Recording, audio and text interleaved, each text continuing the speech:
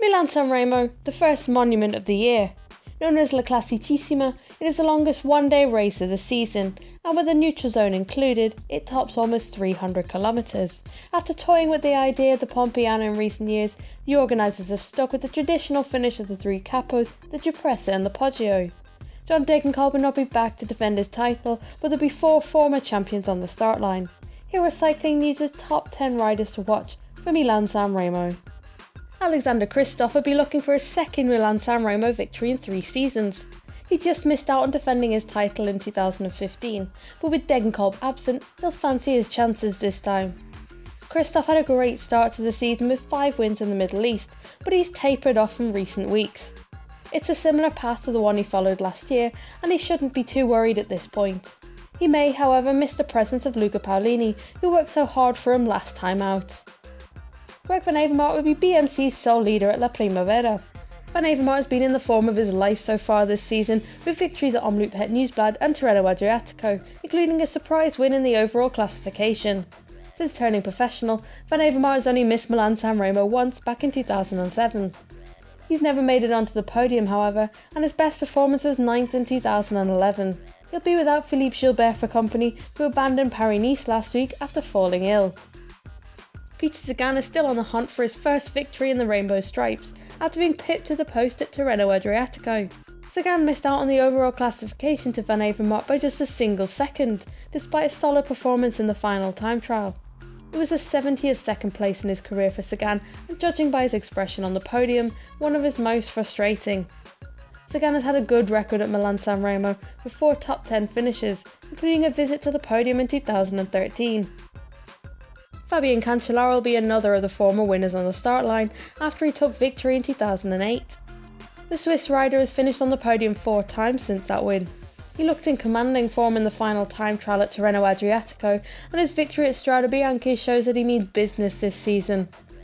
With this set to be his last year as a professional, he'll be giving it his all to take his second win. He'll have to try something before the finish, however, with plenty of strong sprinters in attendance.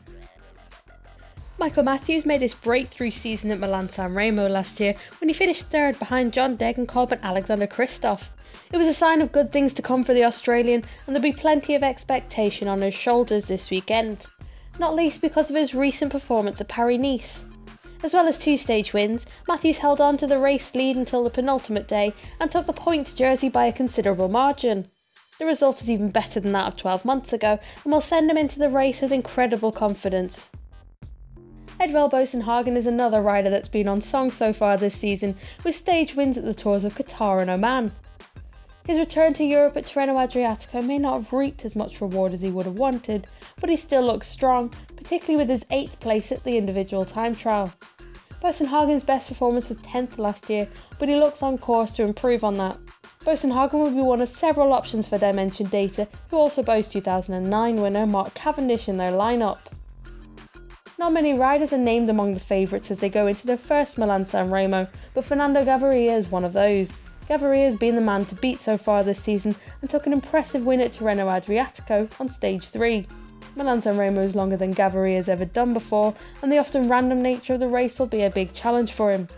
However, he's shown himself unfazed by big challenges in the past, and if he makes it San Remo in the leading group, then he has a real shot at victory. Geraint Thomas will be Team Sky's main man at La Classicissima this weekend.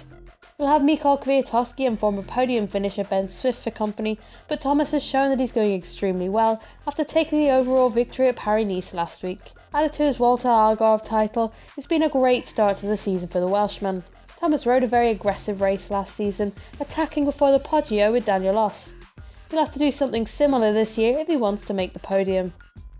Zdeněk Štýbar is the second Etixx Quick-Step rider on our list. Like Gaviria, the Czech rider has also enjoyed a purple patch, with second to Fabian Cancellara at Strade Bianche and a stage win at Tirreno Adriatico.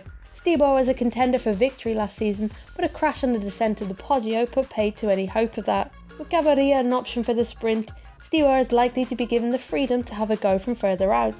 A strong result here would set him up nicely for the classics. Nacer Bouhanni has formed the early part of his season around a tilt at taking his first Milan-San Remo. Never one for holding back, Bouhanni has already stated his belief that he can win the race. Boasson made his debut at the one-day race last year, finishing 6th in the bunch sprint. The Frenchman has been going very well this season with 2 victories so far. He'll have to go up against some of the strongest sprinters in the peloton, but he's had the bettering of many of them in the past.